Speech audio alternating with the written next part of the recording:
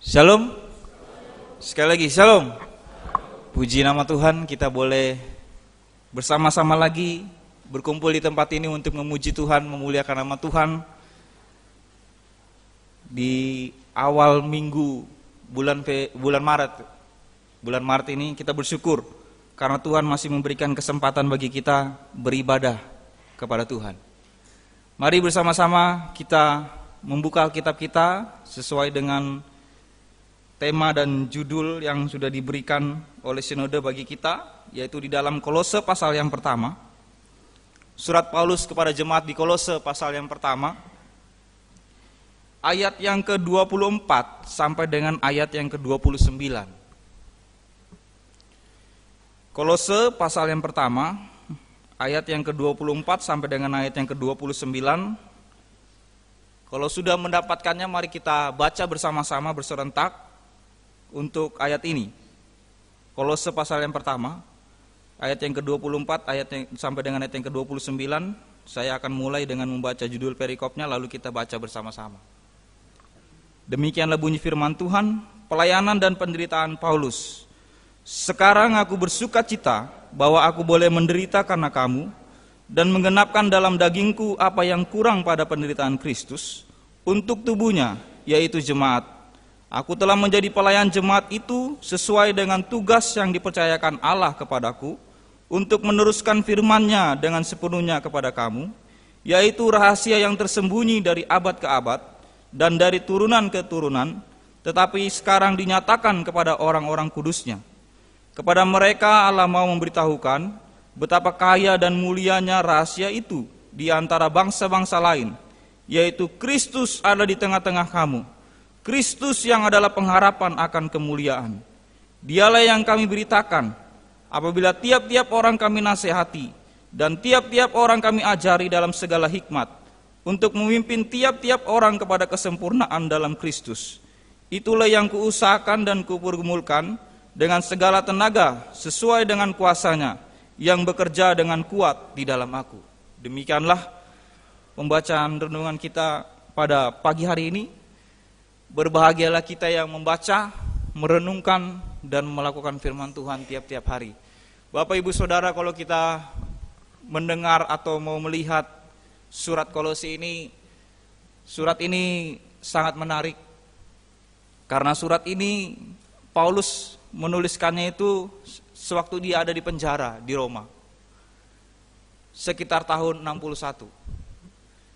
Jadi menarik, mengapa dikatakan menarik? Karena bagaimana mungkin seorang yang ada di penjara, lagi menderita, lagi susah payah, tapi justru dapat menuliskan surat dan menasihati serta menguatkan jemaat. Luar biasa. Seorang hamba Tuhan yang bernama Paulus. Dan yang menariknya lagi adalah jemaat Kolose ini bukan hasil pelayanan Paulus langsung, tetapi hasil kesaksian Epafras. Kalau kita mau melihat itu di dalam Kisah Rasul pasal yang ke-19 ayat yang ke-10. Menarik, bukan? Bukan hasil pelayanannya, tapi justru dia menasehati, dia memberikan dorongan, semangat kepada jemaat di Kolose. Dalam pengertian kalau sekarang ngapain susah-susah repot-repot. Misalnya saya di gereja ini, lalu saya ada teman pelayanan, dia menghasilkan pelayanan di gereja lain misalnya. Ya seharusnya yang memberikan nasihat semangatnya harusnya teman itu. Dia yang mendirikan, dia yang membangun, dia yang memupuk dan sebagainya pelayanan. Tapi justru kenapa saya? Ini contohnya. Kenapa saya? Kenapa harus saya? Padahal saya tidak ambil bagian secara langsung di dalam pelayanan itu. Nah, ini yang menarik dari Paulus ini. Meskipun dia tidak langsung menghasilkan pelayanan di dalam jemaat Kolose, tetapi dia mau memberikan nasihat, dia mau memberikan dorongan, dia memberikan semangat kepada jemaat di Kolose. Lalu mengapa juga Paulus bisa menuliskan surat ini?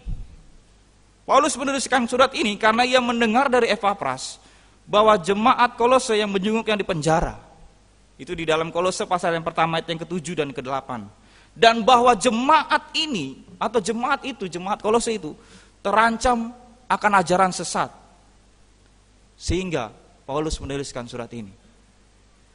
Jadi inilah yang melatar belakangi mengapa Paulus bisa menuliskan surat ini kepada jemaat di Kolose, meskipun dia bukan secara langsung yang menumbuhkan jemaat ini, yang mengembangkan jemaat ini. Tapi dia mempunyai hati untuk bisa meluruskan agar jemaat di Kolose tidak mengikuti ajaran sesat. Penduduk Kolose itu terdiri dari beragam suku, budaya dan ajaran agama. Ajaran sesat yang mengancam jemaat Kolose pada waktu itu berintikan ajaran Yudaisme dan Gnostisisme. Yudaisme kalau kita tahu adalah ajaran Yahudi yang menekankan berbagai persyaratan agama untuk beroleh keselamatan.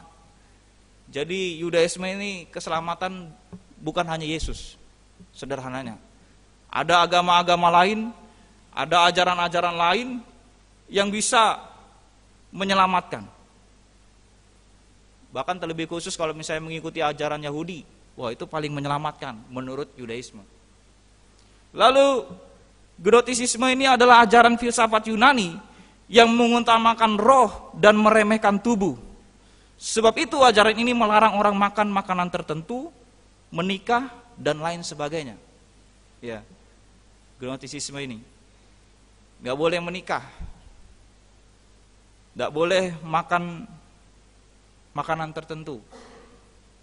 Berarti termasuk makanan yang enak nggak boleh nih. Yang kita tahu, yang BB itu nggak boleh itu. Nanti nggak bisa donor darah kayak kemarin kan, nggak lulus akhirnya. Nggak boleh menikah. Susah juga nih nggak boleh menikah nih. Umur sekarang ini kan harusnya menikah nih. Tapi belum menikah. Nggak boleh tapi Gnostisisme bilang nggak boleh. Jadi ajaran-ajaran yang ini yang membuat jemaat di Kolose langsung berpikir ulang. Walaupun kita tahu bahwa imannya itu di dalam Kristus, tapi mereka berpikir ulang, waduh, ada ajaran ini, ada Yudaisme, ada Gnostisisme yang mengatakan bahwa bukan hanya Yesus yang menyelamatkan kita. Yang mengatakan bahwa berarti kita nggak boleh makan ini, nggak boleh makan itu, nggak boleh menikah dan sebagainya. Jadi pusing ini jemaat di Kolose ini. Tetapi Paulus ingin memberitahukan kepada mereka bahwa hanya Yesus yang sanggup menyelamatkan mereka. Itu dulu bagi Paulus, dasarnya itu dulu. Kalau mereka mengetahui itu dulu, maka semuanya itu akan lain. Perpaduan dua unsur ini menghasilkan ajaran sesat dengan ciri-ciri berikut. Jadi perpaduan antara Yudaisme dan Gnostisisme ini, ciri-cirinya berikut. Meninggikan roh dan malaikat yang dianggap memiliki kuasa atas hidup manusia. Itu di dalam Kolose pasal yang pertama ayat yang 16 dan 20 dan Kolose pasal pertama ayat yang ke-15. Ajaran ini menyangkal kealahan dan kemanusiaan Kristus dan menolak keutamaan Kristus dalam iman Kristen.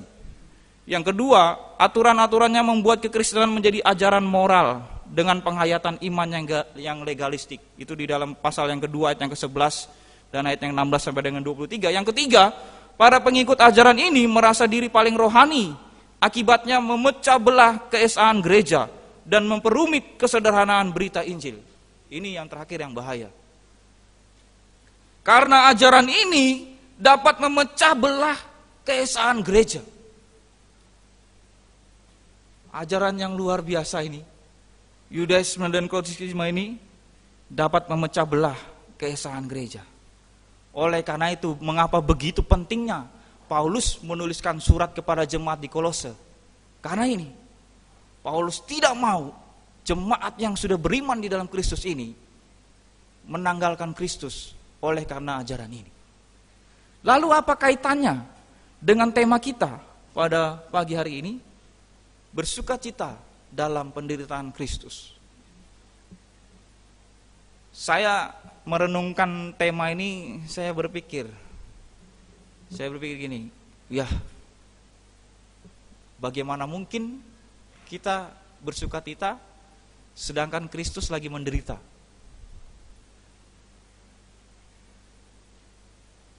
Bersukacita dalam penderitaan Kristus.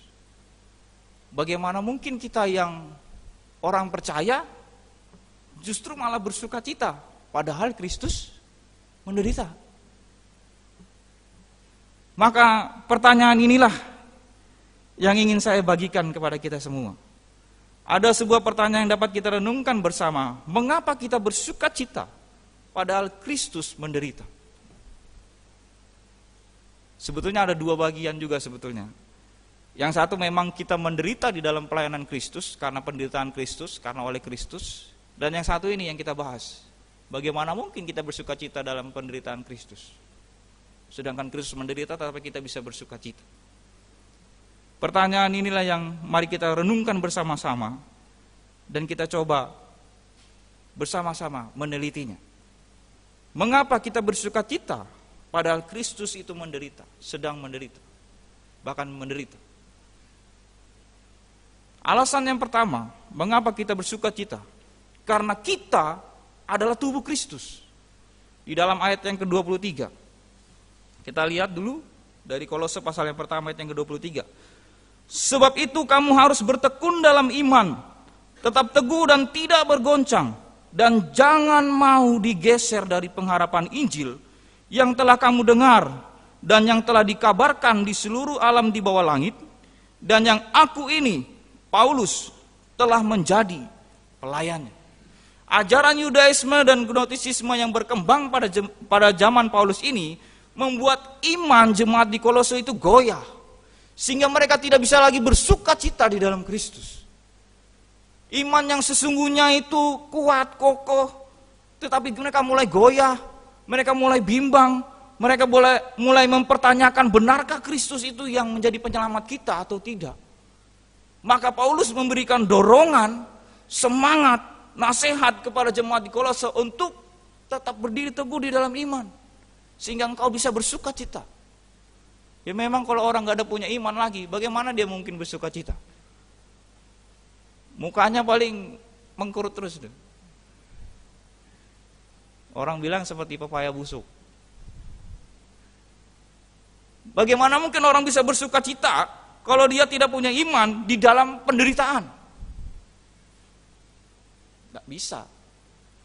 Tanpa iman kita tidak bisa bersuka cita. Tanpa iman yang teguh di dalam Kristus, pasti kita tidak bisa bersuka cita. Karena itu, Paulus menasihatkan untuk tetap teguh dalam iman dan jangan mau digeser dari kebenaran Injil. Sudah mulai ada pergeseran dari Kristus yang menyelamatkan kepada ajaran Yudaisme tadi, kepada ajaran Gnostisisme tadi, sehingga mereka lebih mengutamakan roh-roh yang lain dan lebih mengutamakan hal-hal yang lain daripada Kristus. Dan memang tidak ada orang yang ingin menderita, karena semua orang ingin merasakan kebahagiaan dan sukacita.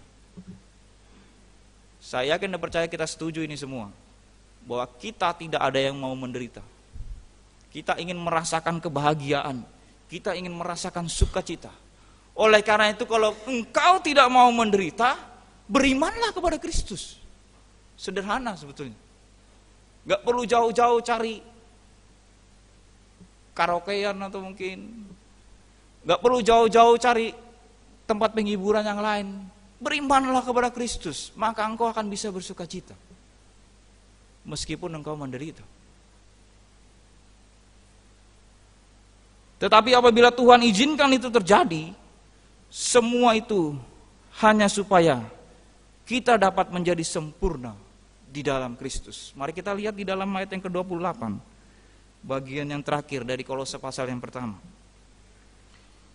Untuk memimpin tiap-tiap orang kepada kesempurnaan dalam Kristus. Penderitaan yang kita hadapi itu akan menuntun kita dengan iman yang kita miliki di dalam Kristus kepada kesempurnaan di dalam Kristus. Sehingga bersukacitalah meskipun kita menderita. Ini kan pengajaran yang satu-satunya hanya di dalam kekristenan. Mengapa saya katakan bahwa orang Kristen itu memiliki keistimewaan, yaitu dia istimewa karena ambil bagian dalam penderitaan Kristus. Dia ambil bagian dalam penderitaan Kristus. Mengapa itu istimewa?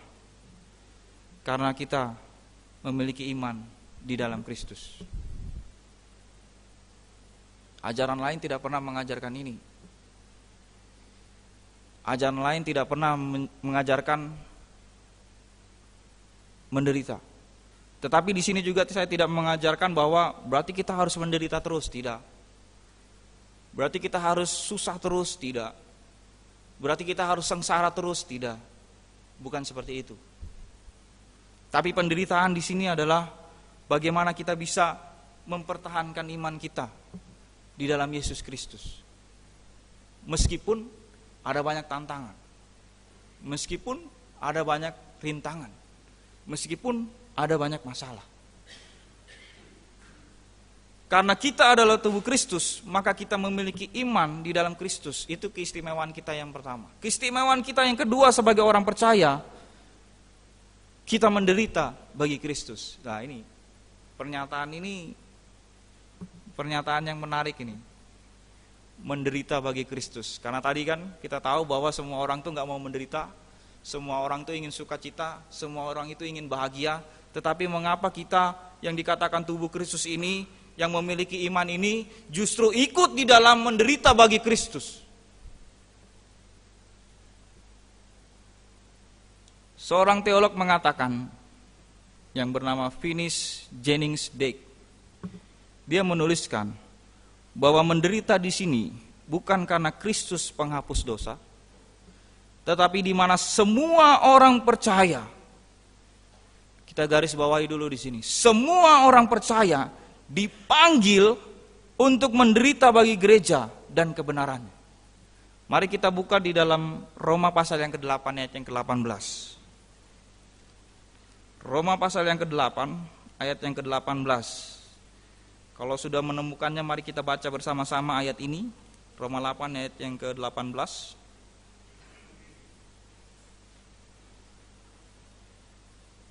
Keistimewaan kita itu menderita bagi Kristus. Tapi sekali lagi bukan karena itu langsung kita menderita terus, tidak. Justru juga di tengah-tengahnya pasti kita diberikan sukacita oleh Tuhan, diberikan berkat oleh Tuhan. Mari kita baca bersama-sama dulu Roma 8 ayat yang ke-18. 1, 2, 3. Sebab aku yakin bahwa penderitaan zaman sekarang ini tidak dapat dibandingkan dengan kemuliaan yang akan dinyatakan kepada kita. Jadi mengapa begitu istimewa kita menderita bagi Kristus?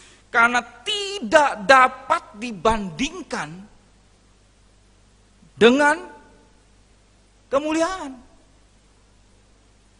Boleh kita menderita saat ini, boleh kita susah, boleh kita sengsara saat ini, tapi lihatlah bahwa semua ini tidak dapat dibandingkan dengan kemuliaan yang Kristus berikan kepada kita. Ayat yang kedua mari kita baca di dalam 2 Timotius pasal yang ketiga ayat yang ke-12.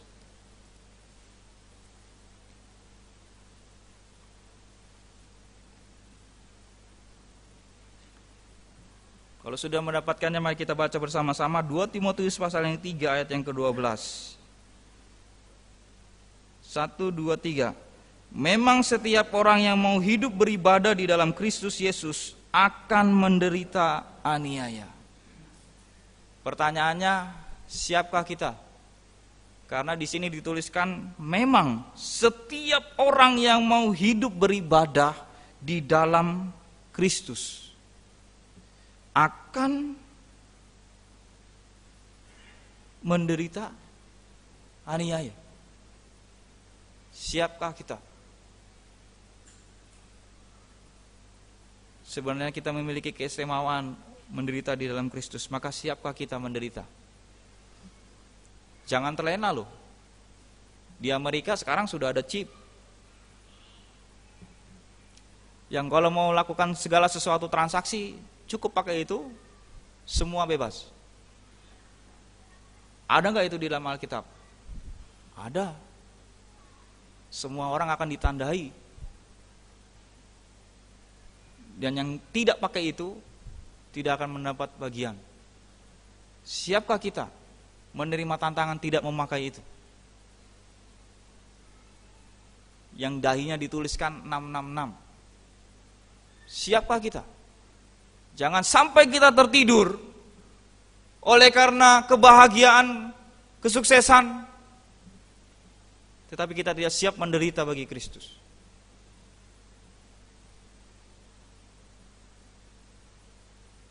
Dipanggil untuk menderita. Sebuah pernyataan yang menarik. Karena inilah yang merupakan rahasia hidup kekristenan. Rahasia hidup kekristenan. Siap untuk menderita bagi Kristus. Bukan penderitaan yang sembrono. Bukan penderitaan yang asal-asalan.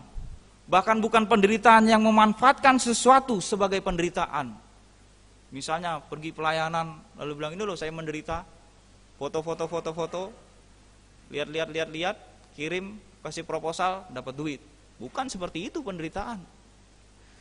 Tapi penderitaan yang benar-benar dilakukan untuk Kristus. Mari kita lihat di dalam ayat yang ke-26 dari Kolose tadi. Kolose pasal yang pertama. Minta maaf kalau misalnya kita buka-buka Alkitab ya. Tapi supaya Alkitabnya ini enggak lengket ini. Kalau nggak dibuka-buka kan pasti lengket ini. Wah, ini lengket ini. Jadi harus dibuka-buka ini Alkitab nih supaya nggak lengket. Mari kita lihat di dalam Kolose pasal yang pertama ayat yang ke-26. Yaitu rahasia yang tersembunyi dari abad ke abad dan dari turunan ke turunan, tetapi yang sekarang dinyatakan kepada orang-orang kudusnya. Apa rahasianya itu? Kita ikut menderita. Dari perjanjian lama sampai perjanjian baru, bahkan sampai Kolose ini, banyak hamba-hamba Tuhan, banyak orang-orang yang percaya kepada Kristus menderita. Tetapi mereka tetap bersukacita. Karena ada satu kuncinya yang nanti kita akan masuk bersama-sama di dalam pembahasan. Jadi setelah kita ini adalah tubuh Kristus, karena kita memiliki iman di dalam Kristus, menderita bagi Kristus, keistimewaan kita yang kedua, maka yang ketiga, keistimewaan kita bersukacita dalam penderitaan Kristus, yaitu karena kita menjadi pelayan Kristus. Itu di dalam ayat yang ke-25 bagian A. Aku telah menjadi pelayan jemaat itu sesuai dengan tugas yang dipercayakan Allah kepadaku. Berbicara tentang pelayanan, tidak semua orang ingin menjadi pelayan Kristus. Karena itu Paulus memberitahukan tugasnya kepada jemaat di Kolose. Yang ayat yang ke-25 bagian A ini. Aku telah menjadi pelayan jemaat itu sesuai dengan tugas yang dipercayakan Allah kepadaku. Tidak semua orang ingin menjadi pelayan Kristus. Menjadi pelayan Kristus hanyalah sebagai sampingan, bukan yang terutama. Ya, jadi saya melayani ini ya karena nggak ada kerjaan makanya saya melayani. Atau melayani Kristus itu sebagai mengisi waktu luang, bukan sepenuh hidup kita. Lagi nggak ada waktunya, lagi luang, lagi kosong, baru kita melayani Tuhan, atau baru kita melakukan sesuatu untuk Tuhan. Bagaimana mungkin tema kita nih bisa tercapai kalau kita tidak mau melayani Tuhan? Menjadi surat Kristus itu tidak akan dibaca orang kalau kita tidak melayani Tuhan. Menjadi surat Kristus itu akan seperti membaca koran biasa. Tidak ada yang spesial, tidak ada yang khusus kalau kita tidak melayani Tuhan. Semua kita harus terlibat di dalam pelayanan. Semua kita harus ambil bagian dalam tugas yang sudah dipercayakan kepada kita oleh Kristus. Semua kita, bukan saya, bukan Pak Yafet, bukan majelis, bukan pengurus, tapi semua kita. Meskipun menderita, tapi kita ini bersukacita karena menjadi pelayan Kristus. Itu yang harus kita amini. Itu yang harus kita pegang. Jangan sampai kita menjadi pelayan Kristus, lalu datang penderitaan, datang masalah, mundur. Mengapa saya katakan mundur? Karena perjuangan Paulus sebagai pelayan Kristus itu tidak mudah. Mari kita lihat di dalam pasal yang kedua, ayat yang pertama. Karena aku mau supaya kamu tahu betapa beratnya perjuangan yang kulakukan untuk kamu dan untuk mereka yang di Laodikia dan untuk semuanya yang belum mengenal aku pribadi. Melayani Tuhan itu penuh dengan perjuangan. Tetapi kalau kita mempunyai iman tadi yang kokoh, kita siap untuk menderita bagi Kristus, maka melayani Tuhan itu pasti akan penuh dengan sukacita. Amin. Amin. Karena iman dulu dibangun, pengertian yang benar, lalu nanti akan bersukacita dalam melayani Tuhan. Sehingga ini bisa tercapai nih. Surat Kristus dibaca semua orang. Maka pertanyaannya, sudah sampai mana kita dibaca orang? Apakah baru halaman pendahuluan yang pertama? Bukan halaman itu. Biasanya kalau di makalah itu pendahuluan itu titik I itu, kan? Belum halaman 1, bahaya kita. Mau sampai kapan? Kita tidak tahu Yesus datang kedua kalinya kapan. Apakah kita hanya stuck dengan 1 titik itu? Atau justru kita sudah mulai masuk pendahuluan, halaman pertama, halaman kedua, halaman ketiga, halaman keempat, dan seterusnya. Karena sebagai surat Kristus, memberkati orang, membangun orang, mendorong orang, meskipun menderita. Seperti Paulus. Yang kedua, alasan yang kedua, mengapa kita bersuka cita padahal Kristus menderita, atau bagian yang terakhir ini. Yang kedua adalah karena Kristus di tengah kita dan Kristus adalah pengharapan kita. Itu di dalam ayat yang ke-27. Kepada mereka Allah mau memberitahukan betapa kaya dan mulianya rahasia itu di antara bangsa-bangsa lain, yaitu Kristus ada di tengah-tengah kamu, Kristus yang adalah pengharapan akan kemuliaan. Inilah inti yang sebenarnya mengapa kita dapat bersuka cita dalam penderitaan Kristus. Karena Kristus ada di tengah-tengah kita dan Kristus adalah pengharapan kita. Ini intinya. Yang tadi-tadi itu sebetulnya bonus.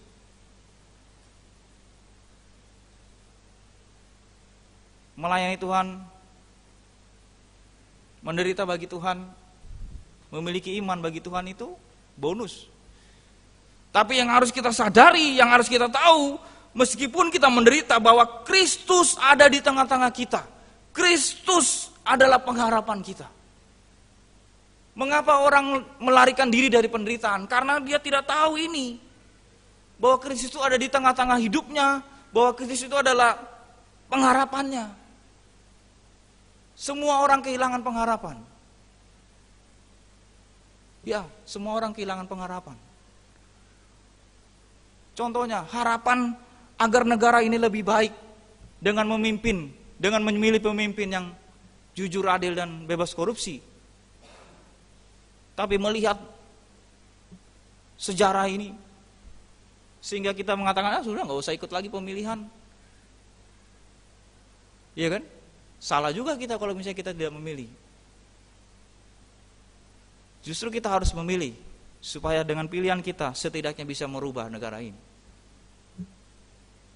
Karena kita tahu bahwa Kristus ada di tengah kita, dan Kristus itulah pengharapan kita. Kristus yang harus kita utamakan agar kita dapat bersuka cita di dalam penderitaan. Kita lihat dalam Kolose pasal yang pertama ayat yang ke-15-18. Keutamaan Kristus. Inilah inti pengajaran Paulus, sehingga seharusnya jemaat di Kolose itu tidak berpaling dari pengajaran Yudaisme dan Gnostik itu. 15 sampai dengan 18. Ia adalah gambar Allah yang tidak kelihatan, yang sulung, lebih utama dari segala yang diciptakan, karena di dalam Dialah diciptakan segala sesuatu yang ada di surga dan yang ada di bumi. Kalau hanya di dalam Dia, lalu mengapa kita tidak menyembah Dia? Mengapa kita masih ragu? Mengapa kita masih menolak Dia? Mengapa kita tidak beriman kepada Dia? Kalau segala sesuatunya yang ada di surga dan yang ada di bumi ada di dalam Dia. Mengapa kita tidak bersuka cita? Kalau kita tahu bahwa Dia yang memiliki surga dan bumi ini. Yang kelihatan, yang tidak kelihatan, baik singgasana maupun kerajaan, baik pemerintah maupun penguasa, segala sesuatu diciptakan oleh Dia dan untuk Dia. Lalu mengapa kita mengundurkan diri dari iman kita? Bahkan di dalam ayat yang ke-17, ia ada terlebih dahulu dari segala sesuatu, dan segala sesuatu ada di dalam dia. Ialah kepala tubuh, yaitu jemaat. Ialah yang sulung, yang pertama bangkit dari antara orang mati, sehingga ia yang lebih utama dari segala sesuatunya. Kalau kita tahu bahwa mukjizat ada di dalam Kristus, karena dia bangkit dari antara orang mati satu-satunya, lalu mengapa kita menjual dia? Mengapa kita ragu? Mengapa kita tidak bisa bersuka cita? Mengapa kita begitu banyak alasan untuk tidak percaya kepada Kristus? Padahal dia satu-satunya orang yang bisa bangkit dari antara orang mati. Satu-satunya. Tidak ada yang lain. Tapi justru kita lebih memilih kepada yang duplikat, lebih memilih kepada yang lain, dan seterusnya. Dan di dalam ayat yang ke-19, karena seluruh kepenuhan Allah berkenan diam di dalam dia. Kalau segala sesuatunya ada di dalam dia, lalu mengapa kita tidak bisa bersuka cita? Mengapa kita tidak bisa memberikan senyum kepada tetangga kita? Mengapa kita tidak bisa memberikan sukacita kepada orang-orang yang kita kasihi, kalau kita tahu bahwa keutamaan Kristus ini seperti ini?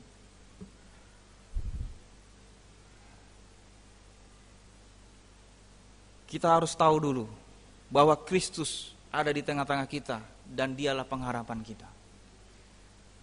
Karena itu kita bisa bersuka cita dalam penderitaan Kristus.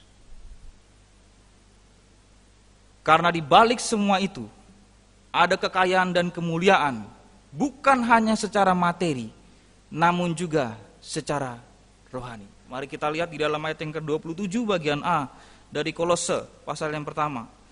Kepada mereka Allah mau memberitahukan betapa kaya dan mulianya. Tuhan itu sudah mau nih, ini saya mau kasih kamu, ini saya mau kasih kamu, ini saya mau kasih tahu kamu nih. Betapa kaya dan mulianya, bukan hanya hal materi itu gampang. Tapi hal rohani, bagaimana kita bisa bersuka cita, bisa menderita bagi Kristus. Itu yang susah. Tetapi Kristus mau memberitahukan kepada kita, Allah ingin memberitahukan kepada kita bahwa inilah rahasia yang kaya dan mulia, yang tidak kita temukan di dalam yang lainnya. Wah, ini luar biasa sekali nih renungan ini. Saya sangat-sangat diberkati. Sangat-sangat diberkati. Diajarkan untuk bisa menderita, diajarkan untuk bisa memiliki iman yang teguh di dalam Tuhan. Itu luar biasa. Meskipun menderita, meskipun banyak masalah, pergumulan, tetapi Tuhan ingin memberitahukan kepada kita bahwa di balik itu semua ada kekayaan dan kemuliaan Kristus. Luar biasa. Lalu apa yang harus kita lakukan sehingga orang percaya lainnya, bahkan orang yang belum percaya kepada Kristus, dapat bersuka cita dalam penderitaan Kristus? Ada di dalam satu bagian ayat firman Tuhan yang kita baca ini, ayat yang ke-28. Apa yang harus kita lakukan? Yang pertama yang harus kita lakukan adalah ayat yang ke-28, dialah yang kami beritakan. Maka yang pertama kita harus lakukan, sehingga orang lain ikut ambil bagian, beritakan. Yang kedua, apabila tiap-tiap orang kami nasihati. Setelah beritakan, nasihati. Dan yang ketiga, di dalam ayat yang ke-28, dan tiap-tiap orang kami ajari dalam segala hikmat. Ajari mereka, beritakan, nasihati mereka. Kalau mereka tidak mengerti, ajari. Ini prinsip-prinsip iman Kristen. Bukan kita yang diajari mereka, bukan kita yang mengendur dalam iman kita, bukan yang kita memiliki fleksibel atau toleransi dengan iman kita. Oh ya, gak apa-apalah, sekali-sekali kesini, sekali-sekali gitu. Tapi kita harus ajari mereka, ini firman Tuhan. Ajari. Dan yang terakhir, apa yang harus kita lakukan di dalam ayat yang ke-28? Dalam segala hikmat, untuk memimpin tiap-tiap orang kepada kesempurnaan dalam Kristus. Pimpin mereka. Itulah gunanya program kita yang ada di luar kan, pemuridan, lalu pembekalan penginjilan, bukan hanya saya sebetulnya, ada banyak metode. Lalu ada banyak lagi hal-hal yang lainnya yang harus kita lakukan. Dengan kita beritakan, kita nasihati, lalu kita ajari, dan akhirnya kita memimpin mereka. Ini yang harus kita lakukan, supaya orang lain bisa bersukacita dalam penderitaan Kristus. Sehingga kalau misalnya ada di antara anggota tubuh kita ini, di dalam gereja kita ini, ada yang mulai lemah, bergumul, sedih dan sebagainya, kita yang mengetahui hal ini, katakan, weh ini, kamu harus begini, kuat dalam iman, harus nasihati, jangan lemah, harus ajari, ini kebenaran firman Tuhannya, harus pimpin dia, supaya kembali bersukacita di dalam Kristus. Kesimpulan firman Tuhan pada pagi hari ini bagi kita semua, hendaklah kita selalu bersukacita, meskipun terkadang sulit dan tidak bisa dilakukan.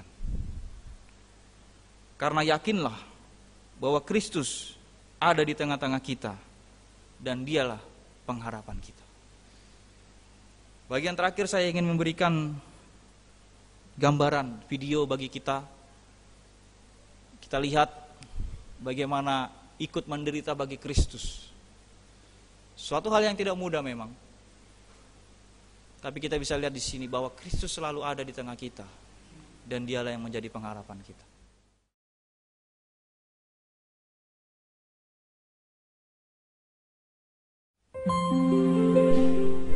Peristiwa yang terjadi di Korea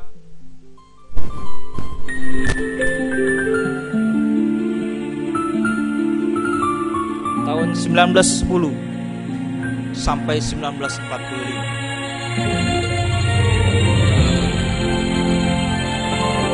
Penderitaan yang berujung kepada kemuliaan.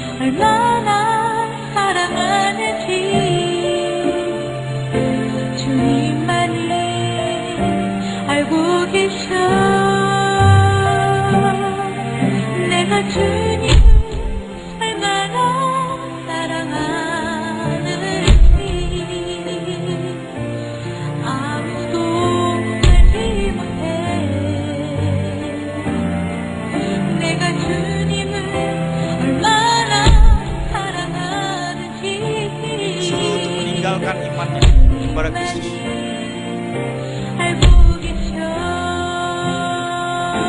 Tinggalkan semuanya, tinggalkan iman kepada Kristus.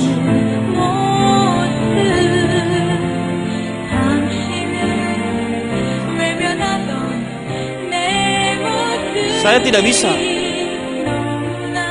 tidak bisa mengkhianati dia.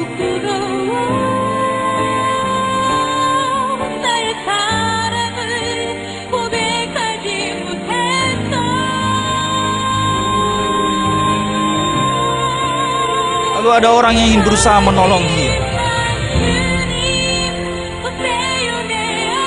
dan mengatakan, lepaskan imanmu.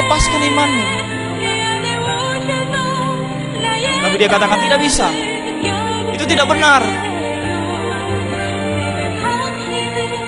Masuk akal lah dalam pikiranmu, tapi dia katakan tidak bisa.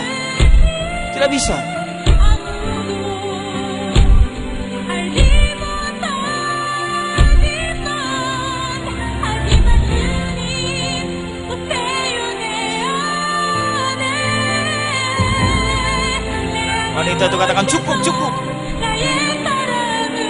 Selamatkan dia, tolong selamatkan dia. Dia itu memiliki mental yang buruk, pikirannya buruk. Dia itu gila. Dia gila.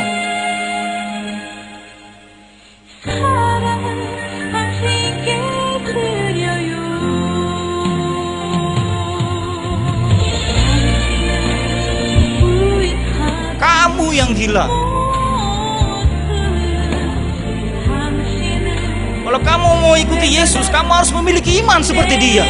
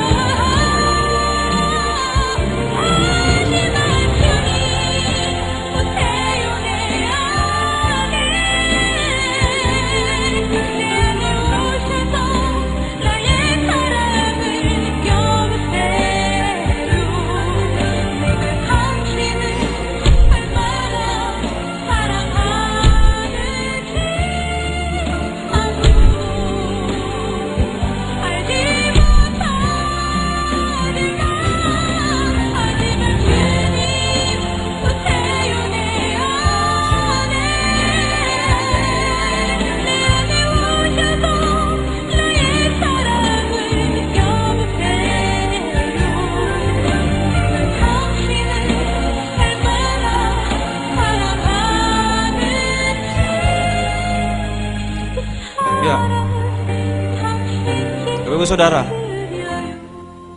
biasanya di sekeliling kita menjadi orang yang benar, menjadi orang yang memiliki iman itu tidak mudah ya. Seperti tadi kita dikatakan gila, padahal kita ini ingin menyatakan kebenaran, ingin menyatakan iman kita. Pertanyaannya, mampukah kita seperti dia? Kita dikatakan gila. Orang yang mengatakan kamu tidak benar, kamu itu bodoh, minta maaf, kamu itu bodoh karena kamu percaya kepada Kristus. Tapi bisakah kita bersuka cita di dalam penderitaan Kristus itu, walaupun orang lain mengatakan seperti itu? Ada ayat terakhir sebetulnya yang dia tuliskan di situ. Mungkin kita bisa baca bersama-sama ayat terakhirnya itu di dalam 1 Petrus. 1 Petrus pasal yang keempat ayat yang ke-13. Mari kita bacanya secara bersama-sama. 1 Petrus pasal yang keempat ayat yang ke-13. Mempertahankan iman itu memang tidak mudah. Menderita bagi Kristus itu juga tidak mudah. Tapi mari kita belajar bersama-sama dan bersuka cita di tengah-tengah penderitaan. 1 Petrus pasal yang keempat ayat yang ke-13. Mari kita baca bersama-sama dengan suara yang nyaring. 1, 2, 3. Sebaliknya, bersukacitalah sesuai dengan bagian yang kamu dapat dalam penderitaan Kristus, supaya kamu juga boleh bergembira dan bersukacita pada waktu Ia menyatakan kemuliaannya. Amin. Amin. Amin. Amin. Semangat. Harus semangat kita. Karena kita ini adalah pewaris kemuliaan. Jadi harus semangat, bersukacita. Amin. Amin. Karena Kristus adalah bagian kita. Di tengah-tengah kita, pengharapan kita. Mari kita berdoa.